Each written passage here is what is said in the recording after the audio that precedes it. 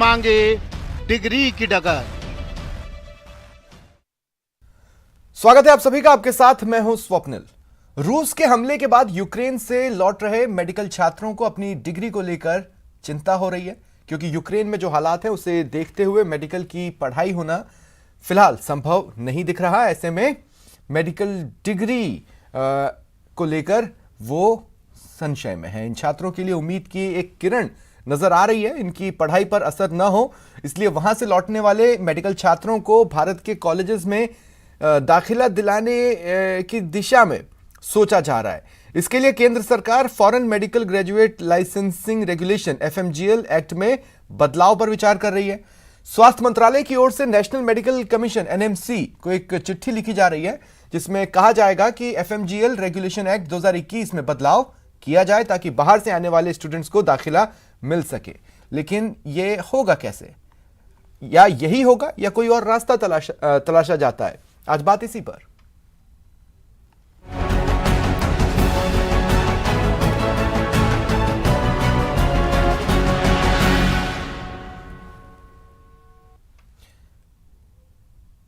और मेरे साथ जो गेस्ट जुड़ रहे हैं आपको इंट्रोड्यूस करवा देता हूं। राजेंद्र आर्य जी कांग्रेस नेता हैं, सुरेश गर्ग जी बीजेपी नेता हैं, दीपिका भाटी यूक्रेन से लौटी हैं छात्रा हैं, भार्गवी वशिष्ठ यूक्रेन से लौटी हैं छात्रा हैं, doctor Lokendra Sharma senior professor SMS medical college. आप सभी का स्वागत है न्यूज़ 18 राजस्थान पर। शुरुआत में उन्हीं लोगों से करना चाहता हूं जो यूक्रेन से वापस आए हैं। सबसे पहले दीपिका आपके पास, माफ कीजिएगा दीपिका, भार्गवी, सबसे पहले भार्गवी मैं आपके पास आ रहा हूं। भार्गवी, यूनिवर्सिटी से आपकी कम्युनिकेशन फिलहाल तो पॉज मोड पर होगी। डिग्री को लेकर क्या कुछ आप सोच रहे हैं या क्या आपकी चिंताएं हैं? जी सर। जी हाँ सर, मेरी चिंता ये है कि हम थर्ड ईयर कोर्स में पढ़ते हैं, मतलब थर्ड ईयर में पढ़ रहे थे और हमारे 3 साल का ऑलरेडी इस डिग्री से डिग्री का पार्ट हो चुका था। और अब इतना पोर्शन होने के बाद अब जब हम सिर्फ 3 साल और बचे थे, क्योंकि ये 6 साल का कोर्स है, तो हम यही चाहेंगे कि जहां हमने दाखिला लिया था वहीं से हमारी डिग्री और कॉन्वोकेशन हो जाए, हम ग्रेजुएट वहीं से हो तो हमारे लिए बेटर होगा। बट अब हमें यही चिंता है कि हम वापस जा पाएंगे या नहीं। अब पता नहीं फ्यूचर में क्या होगा। जो कम्युनिकेशन, ये जो जानकारियां यूक्रेन से आई थी भार्गवी, उसके हिसाब से ये था शायद इस महीने 8 या 9 तारीख के आसपास आप सभी लोगों की ऑफलाइन क्लासेस शुरू हो जाती, लेकिन अब वो स्थिति तो बन नहीं रही है। क्या ऑनलाइन क्लासेस अभी भी चल रही हैं? क्या इंस्टीट्यूशन आपको कुछ कह रहा है कि हमारे पास ये आगे का प्लान है?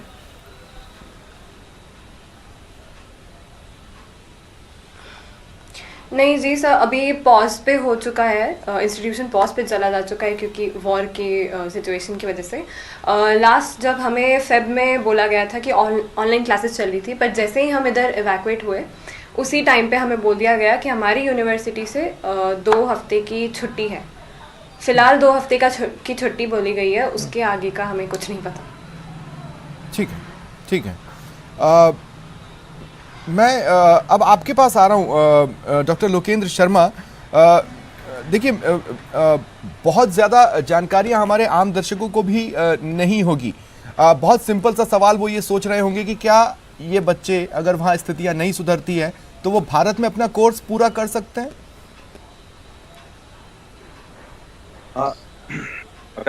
वैसे तो एनएमसी के नियमों में, अभी तक के नियमों में इस तरह का कोई प्रोविजन है नहीं, लेकिन अगर सरकार चाहे तो नियमों में संशोधन को कर सकती है। जैसे कि सरकार जो प्राइवेट मेडिकल कॉलेज है की भी गारंटी देती है कि प्राइवेट मेडिकल कॉलेज बंद हो जाए किसी भी रीजन। उन पूर्व में भी काफी रही है कि कुछ मेडिकल कॉलेज बंद हो जाते हैं या कुछ स्टूडेंट्स को कुछ प्रॉब्लम हो जाए पर्टिकुलर एरिया में, जैसे कोई टेररिस्ट एक्टिविटीज बढ़ गई या कुछ और प्रॉब्लम, तो पुराने टाइम स्टूडेंट शिफ्ट हो जाते हैं दूसरे मेडिकल कॉलेज। या कोई मेडिकल कॉलेज सरकारी कॉलेज बंद हो जाए तो स्टूडेंट्स को दूसरी जगह टेस्ट किया जा सकता है। इस तरह प्रोविजन तहत सर हो सकता है कोई नए नियम लाके इस तरह डाले इन लोगों के लिए। अपन उम्मीद करते हैं कि वहाँ परिस्थितियाँ ठीक हो और बच्चे अपना कोर्स पूरा करें जैसे भी बेटर तरीके से। लेकिन डॉक्टर लोकेंद्र, मैं एक बात ये पूछ रहा हूँ कि देखिए बहुत सारे इफ एंड बट्स अब जुड़ गए हैं वहाँ पर पढ़ाई को लेकर। आगे क्या स्थितियां रहती हैं, क्या नहीं रहती हैं, उसके कारण काफ़ी सारे इफ एंड बट्स हैं। मैं ये बोल रहा हूँ कि जब ये जानकारी नहीं है कि कोर्स कब पूरा होगा या पूरा हो सकेगा या नहीं हो सकेगा, तो ऐसे में मल्टीपल डायमेंशंस हैं जिस पर सोचा जाना चाहिए। हाँ, आपका कहना बिल्कुल ठीक है। सरकार इन सभी मानवीय पहलुओं के आधार पर विचार कर सकती है, और जैसा कि यूरोप और यूक्रेन और मेडिकल, वहाँ पे जो मेडिकल कॉलेज होते हैं उनमें 800 स्टूडेंट, 900 स्टूडेंट्स होते हैं। तो उसी तरह से सरकार ने कोशिश की है कि हर डिस्ट्रिक्ट में हर जगह मेडिकल कॉलेज खोले। लेकिन अपने एनएमसी के जो नियम अकॉर्डिंग अगर अपन देखा जाए तो आज की स्थिति में ऐसा नहीं है पॉसिबल कि अपन उन बच्चों को एडजस्ट कर सके। लेकिन सरकार हो सकता है कोई ना कोई रास्ता निकाले। बच्चों का जो स्ट्रेस है, बच्चों के पेरेंट्स का जो स्ट्रेस है, उन चीजों को दूर करने के लिए कोई ना कोई सरकार रास्ता निकाल सकती है परिस्थितियों को देखते हुए। ये स्पेशल विशेष परिस्थिति है, तो विशेष परिस्थिति को देखते हुए सरकार चाहे तो रास्ता निकाल सकती है कि सभी मेडिकल कॉलेजों में, सरकारी और प्राइवेट में, कुछ ना कुछ इसमें सरकार नियम रिलैक्सेशन करके कुछ प्रोविजन कर दे। ठीक है। अब मुझे बताया जा रहा है कि दीपिका भी मेरे साथ जुड़ चुकी है। दीपिका, मैं आपके पास आ रहा हूं, अगर मेरी जानकारी गलत नहीं है तो 6 साल का आपका कोर्स होगा, 2 साल की इंटर्नशिप आप वहां पर करेंगे, और जब देश लौटेंगे तो नियमों के तहत आपके पास सिर्फ एक 2 साल का विंडो होगा जिसको आप यूटिलाइज कर सकते हैं। ये टाइम पीरियड भी अगर बीत जाए तो फिर तो वो डिग्री मेरे ख्याल से कम यहाँ तो काम की नहीं रह जाएगी। तो वो क्या क्या चीज़ें हैं जो आप सोच रहे हैं या वो बातें जो आपको परेशान कर रही हैं?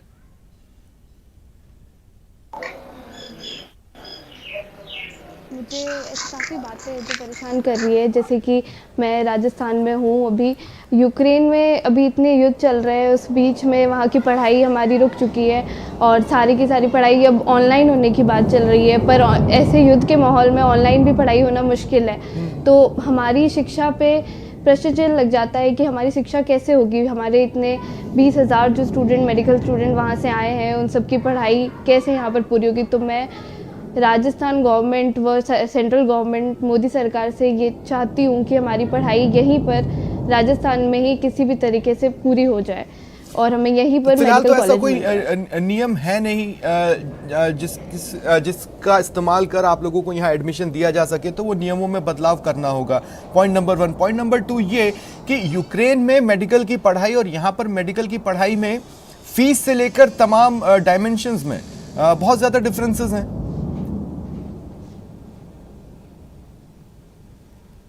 हाँ जी, यहाँ की पढ़ाई गवर्नमेंट कॉलेज और वहाँ के कॉलेजेस में फ़ीस में और पढ़ाई में काफ़ी डिफरेंसेस है, जिसको नियमों के तहत ही बदला जा सकता है और सरकार को इस बारे में सोचना चाहिए। बिल्कुल, देखिए सबसे पहली चिंता तो यही है कि वहाँ पर जितने भी भारतीय हैं उनको लेकर आया जाए, और फिर भारतीयों की जो भी चिंताएं हैं उनके करियर को लेकर उसे भी एड्रेस किया जाना ज़रूरी है।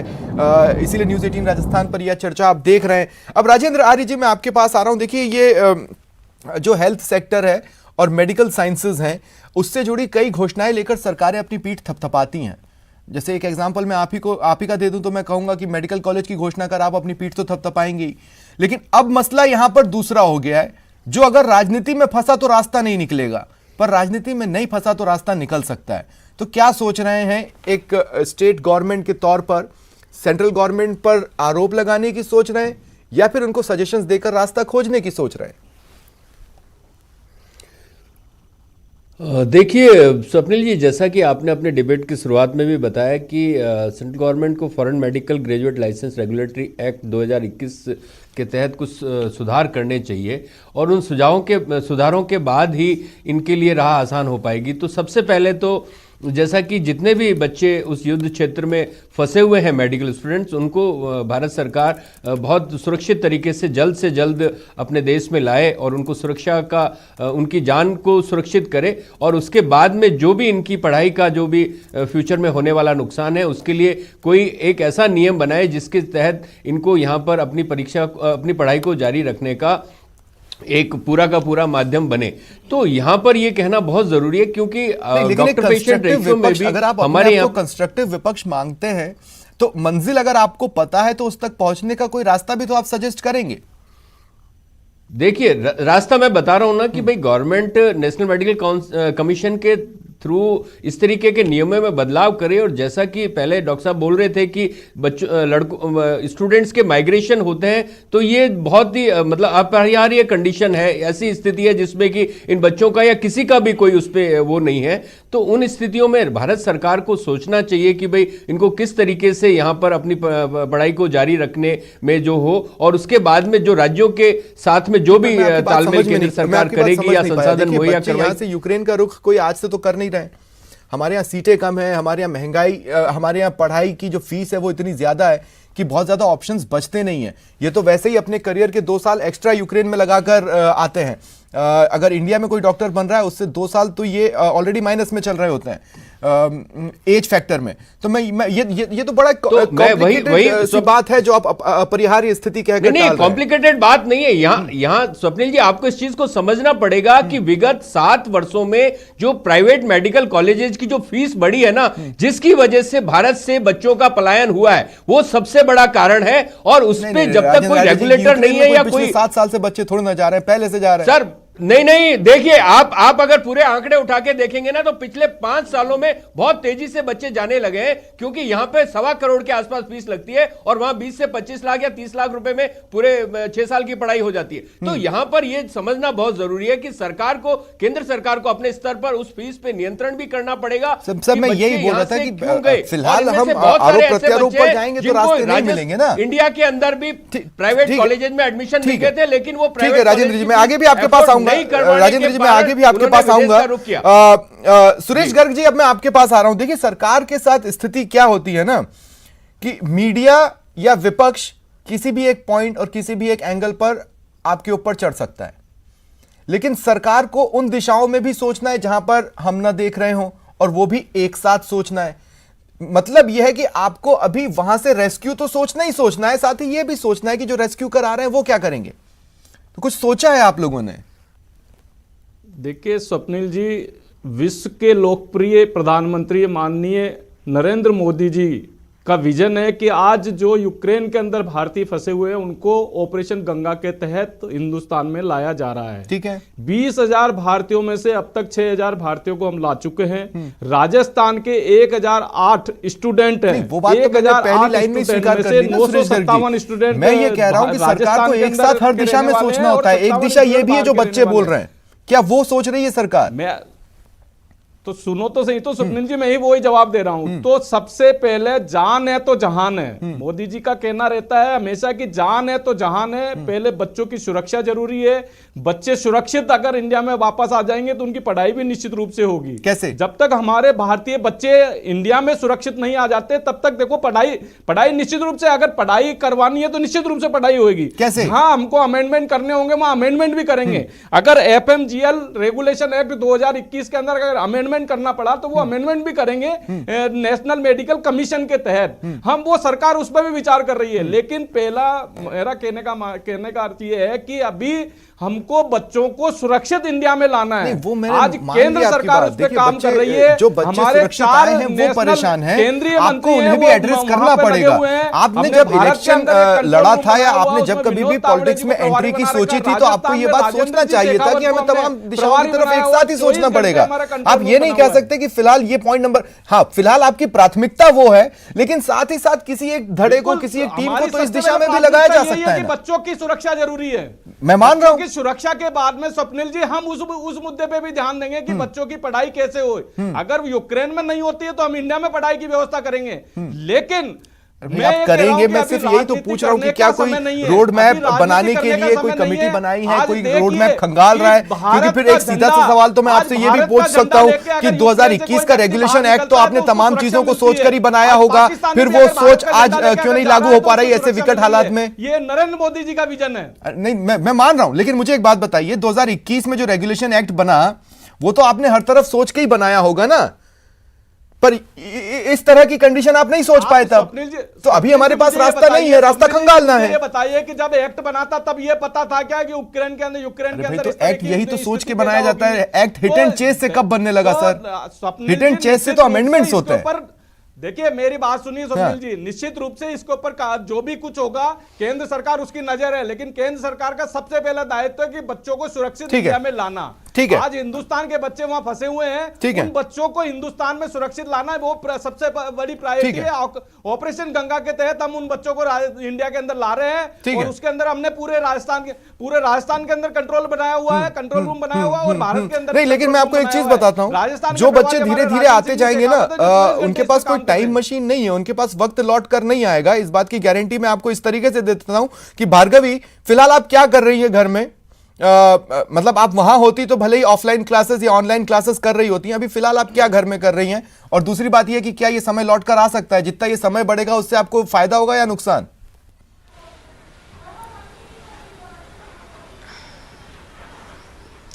जी नहीं सर, ये समय वापस कैसे लौट सकता है? हम एक तरह से हमारा लॉस ही होगा हमें, अगर ये 2 हफ्ते की छुट्टी, फिर भी उन्होंने टाइम निकाल के हमें एक हिसाब से हमारे लिए सोच के 2 हफ्ते की छुट्टी दी गई है। हमें नहीं पता इसके बाद क्या होगा। अगर उन्हें ऑनलाइन क्लास भी लगवानी है तो भी वो किस तरह लगवाएंगे इस वॉर के बीच में? हमारा टाइम तो एक तरह से वेस्ट ही होगा सर। और अच्छा, दूसरा आपने देखा होगा कि इस तरह की चीजें तो कोरोना काल हम की थर्ड वजह ईयर से में वैसे भी फेस करनी पड़ी होंगी।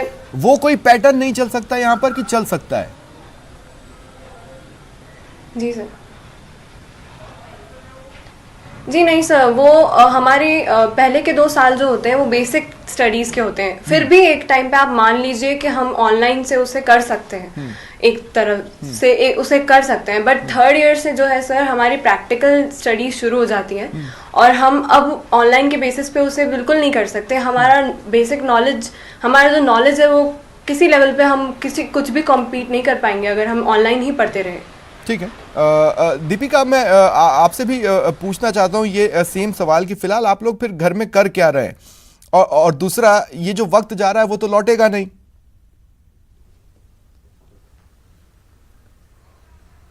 हाँ जी, ये जो स्टार्टिंग के हमारे इयर्स है, फर्स्ट और सेकंड, उसमें हमारी बेसिक स्टडीज़ होनी होती है, जिसके लिए हमें कॉलेज में पढ़ना और चीज़ों को देखना ज़रूरी होता है। जब हम अगर ऑनलाइन पढ़ेंगे तो हमें चीज़ों का नॉलेज नहीं होगा कि चीज़ें क्या होती है, बोन्स कैसी होती है, या अगर हम प्रैक्टिकल स्टडी नहीं करेंगे तो हमारी मेडिकल की स्टडी का कोई फ़ायदा ही नहीं है, कोई फ़र्क नहीं। जब हम पेशेंट्स कैसे डील करेंगे, इसके लिए क्लासेस लगना बहुत ज़रूरी है।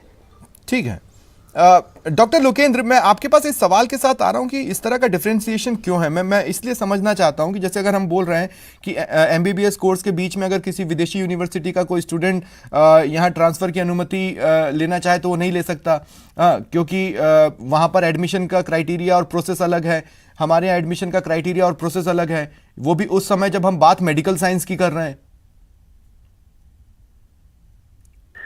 अभी आज की सिचुएशन को देखते हुए संभव सिर्फ यही चीज है कि पहली चीज तो कि पिछले 2 साल में कोविड में ऑनलाइन क्लासेस चली, एक तो इनके लिए ऑनलाइन क्लासेस का प्रोविजन हो सकता है, जैसा कि ये कह रहे हैं उनकी यूनिवर्सिटी भी अरेंज कर सकती है। दूसरा प्रोविजन ये हो सकता है कि एक स्पेशल सर्कमस्टेंसेस में गवर्नमेंट ऑफ इंडिया या उनकी यूनिवर्सिटी या वहाँ से लोग ये कुछ प्रैक्टिकल ट्रेनिंग के लिए इनको यहाँ करें, क्योंकि उनकी यूनिवर्सिटी को भी यहाँ परमिट करना जरूरी है कि वो यहाँ की प्रैक्टिकल ट्रेनिंग को अलाउ करें, और यहाँ की गवर्नमेंट भी इनको स्पेशल कंडीशन में इनको परमिट करे कि ये प्रैक्टिकल ट्रेनिंग में यहाँ किसी मेडिकल कॉलेज को ज्वाइन कर सकते हैं। तो एक स्पेशल कंडीशन में इन चीज नहीं, पर कोई ऐसा अद्भुत रास्ता तो नहीं निकलने वाला है, जो भी निकलेगा नियमों के तहत निकलेगा। ऐसा तो नहीं है कि आबरा का डाबरा कहा और छड़ी घुमाई और एक रास्ता सामने आ गया। लेटरल एंट्री जैसी कुछ चीजों को की ओर सोचना होगा और उसी तरह के कुछ प्रयास होंगे, लेकिन वो कितना फिजिबल हो पाएगा, क्योंकि हमारे यहाँ सीट्स की संख्या की स्थिति क्या है, नीट को लेकर किस तरह का क्राइटेरिया है, ये किसी से छिपा नहीं है। डॉक्टर लोकेंद्र, नहीं, ये आपका कहना ठीक है, लेकिन इनकी सिर्फ ट्रेनिंग का अरेंजमेंट किया जा सकता है कि इनकी ट्रेनिंग ऑनलाइन बेसिस पे ऑफलाइन बेसिस पे ट्रेनिंग की जाए, और ये चीजें उनकी यूनिवर्सिटी से गवर्नमेंट बात करे कि वहाँ की यूनिवर्सिटी है उनकी क्या रिक्वायरमेंट है और वो किस तरह से इनकी ट्रेनिंग और इनकी फर्दर उसके लिए कर सकती है। तो ये सब चीजें उनकी यूनिवर्सिटी और एनएमसी दोनों के एक तरह से कोऑर्डिनेशन से कोई चीज रास्ता निकलता है बीच का। बाकी देखते हैं अपन कितना पीरियड है उसका, और ज्यादा दिन नहीं चले और ये कुछ टाइम में परिस्थितियां ठीक हो जाए, उसके हिसाब से भी चीजें हो सकती है। चीजें अपन जो सोच रहे हैं ऐसा हो और सालों से भी हो। और बाकी इस पीरियड को वर्चुअल ट्रेनिंग में या ऑनलाइन ट्रेनिंग में, जैसे कि कोविड पीरियड में 2 साल चाइना में भी आज की पोजीशन यही है और कंट्रीज में भी पोजीशन यही है कि बच्चे ऑनलाइन ही पढ़ रहे हैं। इवन हम में और हिंदुस्तान में भी सारा पीरियड जो है ऑनलाइन ट्रेनिंग का ही निकला। उस तरह से ऑनलाइन ट्रेनिंग और उन दूसरी चीजों कंसिडर किया जा सकता है और उन चीजों को कंसिडर करे आपके एनएमसी करे, उनकी यूनिवर्सिटी कंसिडर करे और एक कोई बीच का रास्ता निकाल ले जिससे कोई दिक्कत नहीं हो। ठीक है, हाँ, मैं इसीलिए एक बार फिर राजेंद्र आर्य जी आपके पास आ रहा हूँ। राजेंद्र आर्य जी, देखिए शुरुआती हिस्से में मेरी भी गलती है, आपके साथ और सुरेश गर्ग जी के साथ ना होता क्या है कि डिबेट्स में हम जिस दिशा में बढ़ना चाहते हैं उससे थोड़ा बहुत तो भटक ही जाते हैं, तो जहां पहुंचना होता है उसके आसपास कहीं पहुंचे होते हैं वहां तक हम पहुंच नहीं पाते हैं। टीवी डिबेट्स में ये अमूमन आजकल बहुत आम बात सी हो चली है, लेकिन फिर भी मैं दोबारा इसको मुद्दे पर लाना चाहता हूं। देखिए अभी हाल के दिनों में हमने क्या देखा कि रेस्क्यू ऑपरेशन चल रहा है और कांग्रेस ने नाराजगी जताना चालू किया, ठीक है, और आप सहमत होंगे मेरी बात से। एक दुखद घटना हुई जिसका पूरे देश को दुख है और उस पर आपने वार करना उचित समझा, सजेशंस के साथ, उतने सजेशंस के साथ आप आगे नहीं आए। तो मैं यही कह रहा हूं कि यह भी एक ऐसा मसला है जिस पर अगर आप वार करना उचित समझेंगे तो रास्ता नहीं निकलेगा या फिर कुछ गड़बड़ निकलेगा। यहां तो आपको और बीजेपी को साथ चलना होगा।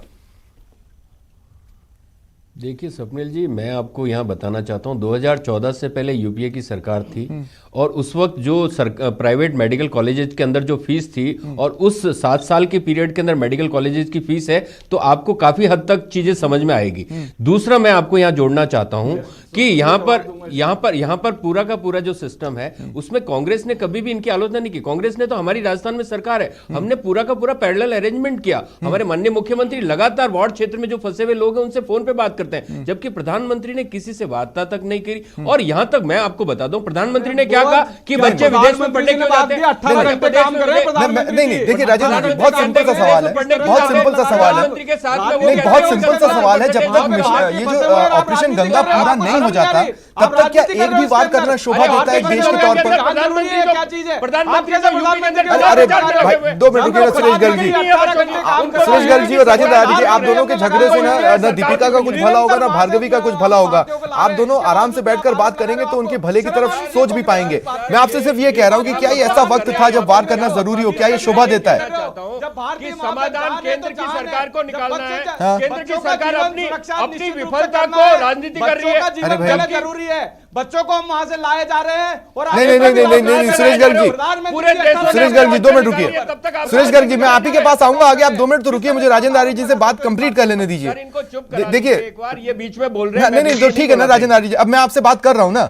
देखिए राजेंद्र आर्य जी, मैं क्या कह रहा हूं, क्या ऐसे वक्त पर वार करना, पलटवार करना? सर राजनीति हो ही नहीं रही। मैं आपको कह रहा हूं सर, हमने देखा ना, मंत्री और गृह मंत्री यूपी के चुनाव में आपके दिग्गज चेहरे ट्विटर पर जो लिख रहे हैं, क्या वो ऐसे वक्त में शोभा देता है? उससे तो मुझे लगता है शायद आपने भी इस दिशा में नहीं सोचा। मानना पड़ेगा। आप किस तरह से आरोप लगा सकते हो देश के क्योंकि जब बच्चे समय पे आने चाहिए थे, सारे देशों के बच्चे चले गए, हिंदुस्तान के बच्चे क्यों फंसे हुए रह गए? ठीक है। बच्चे क्यों फंसे हुए रह गए? सुरेश गर्ग जी, अगर कुछ बोलना ही है ना तो मुझसे बोलिए आप। चलिए ठीक है, मैं सवाल पूछता हूँ, आप मुझसे बोलिए। 2 मिनट राजेंद्र आर्य जी। सुरेश गर्ग जी, कुछ बोलना ही है ना, आप मुझसे बोलिए, मैं आपसे सवाल पूछता हूँ, बहुत सिंपल सा सवाल है। स्वप्निल जी, हाँ। जब राजस्थान सरकार पूरी तरीके से अरेंजमेंट कर रही है, इनको पूछिए कि केंद्र ने निजी मेडिकल कॉलेज है उनके ऊपर कंट्रोल क्यों नहीं किया? 7 साल के अंदर मेडिकल कॉलेज ने कितनी फीस बढ़ा दी? राजस्थान दिन में स्थितियां नहीं बनी है राजेंद्र आर्य जी। मैं शुरुआत से डिबेट में कह रहा हूं, ये स्थितियां कोई एक दिन में नहीं बनी है। आप कह रहे हैं पिछले 7 साल, मैं कह रहा हूं उसके पिछले 7 साल भी, उसके भी पिछले 7 साल भी। अगर एक भी बच्चा बाहर पढ़ने जा रहा है तो उनको तो अपने गिरेबा में झांकना ही चाहिए। कांग्रेस भी तो झांकेगी। केंद्र सरकार ने, ठीक है, 2 मिनट रुकिए अब आप, 2 मिनट रुकिए अब आप, 2 मिनट रुकिए अब आप, प्लीज 2 मिनट रुकिए। सुरेश गर्ग जी, मेरा सिंपल सा सवाल है ना, आपकी अभी प्राथमिकता यह है कि वहां जितने भी भारतीय हैं उनको लेकर यहां आना है ना? इसका मतलब ये थोड़ा ना है कि आप दूसरे काम नहीं कर रहे हैं। आप दूसरे काम भी कर रहे हैं ना? नहीं, 2 सेकंड सुनिए मेरी बात। आप दूसरे काम भी कर रहे हैं ना, तो साथ ही साथ ये भी सोचना है, कोई तो टीम सोच रही होगी ना। आप ये एश्योरेंस दे सकते हैं कि हाँ एक टीम है जो सोच रही है। पूरा कंट्रोल रूम बनाया हुआ है भारत के लिए। अरे भाई, मैं इनके बच्चों की पढ़ाई की बात कर रहा हूं। 4 मंत्री वहां पे गए हुए हैं उनको लाने के लिए। अरे वो इनको डिग्री दिलाने थोड़ी ना गए। जो मेडिकल एजुकेशन फीस, मैं कह रहा हूं यहां पर तो कोई होगा ना। 1.25 करोड़ हो गई, 1.25 करोड़ हो गई। ये इसके लिए जिम्मेदार है प्राइवेट मेडिकल कॉलेज। अरे भाई, लाख रुपए की पेमेंट से डिसाइड करेगी ये राजस्थान के अंदर। देखिए सबसे अजीब स्थिति क्या है ना सुरेश गर्ग जी, हमारे साथ एक मेडिकल एक्सपर्ट बैठे हुए डॉक्टर लोकेंद्र शर्मा, उन्होंने 3-4 पॉइंट सजेस्ट किए और उस पर आप रिएक्ट नहीं कर रहे हैं। आप रिएक्ट उस बात पर कर रहे हैं जो कांग्रेस कह रही है। मैं तो आपसे ये कांग्रेस ने 2 पॉइंट आपको सजेस्ट किए। राजनीति का समय नहीं है। हाँ एग्जैक्टली, ये राजनीति का तो मैं यही कहना चाहता हूं सर, अगर कोई कमेटी बनाई है और इनके लिए सोच रही है तो वो जानकारी आप साझा कीजिए, अगर नहीं है तो जल्द से जल्द कमेटी बनाइए, इन सजेशंस पर सोचना चालू कीजिए। अभी हिंदुस्तानियों को भारत लाना है हमें। हम फिर उससे मैं कहां मना कर रहा हूं सर, या कौन मना कर रहा है देश में? उससे कोई मना कर रहा है? कांग्रेस राजनीति कर रही है उस पे। अरे भाई, तो वो आपको ये तो नहीं कह रही कि मत लाओ। आज हमारे देश के 4 केंद्रीय मंत्री सभी देशों के स्टूडेंट ठीक है काम कर रहे हैं। किस तरह से आप आरोप लगा सकते हो प्रधानमंत्री? ठीक है डॉक्टर लोकेंद्र, मैं आपके पास आ रहा हूं। मैं एक मात्र सवाल जो अब मैं लेना चाहता हूं इस डिबेट में, क्या ऐसा कुछ होता है कि एक पर्टिकुलर टाइम के बाद अगर जो विदेश में बच्चे पढ़ रहे हैं उनको उतने टाइम तक वो अगर एमबीबीएस के लिए यहां पर अप्लाई ना करें मेडिकल प्रैक्टिस के लिए, तो उनकी डिग्री फिर किसी काम की नहीं रह जाएगी? क्योंकि हमें नहीं पता ये युद्ध कितने दिन चलेगा और किस तरह की स्थितियां होंगी, उस कंडीशन में क्या होगा? ऐसा है, अभी जो युद्ध का पीरियड तो मुश्किल से 7 डेज का ही है। इससे पहले कोरोना के पीरियड में चाइना हो, चाहे रशिया हो, यूक्रेन हो, बहुत सारी कंट्रीज में बच्चे जो पढ़ रहे थे, चाहे मेडिकल पढ़ रहे हो, चाहे कुछ और पढ़ रहे हो, उनकी ऑनलाइन टीचिंग हुई है। ठीक है ना? पीरियड को भी यूनिवर्सिटी ने काउंट किया। इसी तरह से हमेशा डिसीजन जो है बच्चों के हित में लिए जाएंगे, चाहे उनकी यूनिवर्सिटी हो, चाहे एनएमसी हो, चाहे राज्य सरकार हो, चाहे केंद्र सरकार हो। हर जगह कोई ना कोई स्पेशल प्रोविजन निकाल के कुछ ना कुछ चीजें अच्छी पॉजिटिव सोची जाएंगी। ठीक है। अंत में मैं सिर्फ इतना कहना चाहता हूं, भार्गवी और दीपिका, आप लोगों से सबसे पहले तो हमें बहुत खुशी है कि आप लोग आ पाए। दूसरी बात ये कि बेटा आप दोनों को मैं ये कहना चाहता हूं कि गॉड ब्लेस यू और ऑल द बेस्ट आगे के लिए। ये टॉपिक आज यहाँ ख़त्म नहीं हुआ है, जब जब ज़रूरत पड़ेगी इस टॉपिक को दोबारा मैं लेकर आऊँगा और इस पर चर्चा करूँगा, क्योंकि ये भी एक अहम मसला है जिस तरफ सोचा जाना चाहिए। एक कंस्ट्रक्टिव विपक्ष के तरफ से सजेशंस आने चाहिए और एक सरकार की ओर से कदम आने चाहिए। तब तक ये इस तरह की डिबेट्स हम लेते रहेंगे। बहुत बहुत शुक्रिया आप सभी का मेरे साथ जुड़ने के लिए, और देखते रहिए न्यूज़ 18 राजस्थान।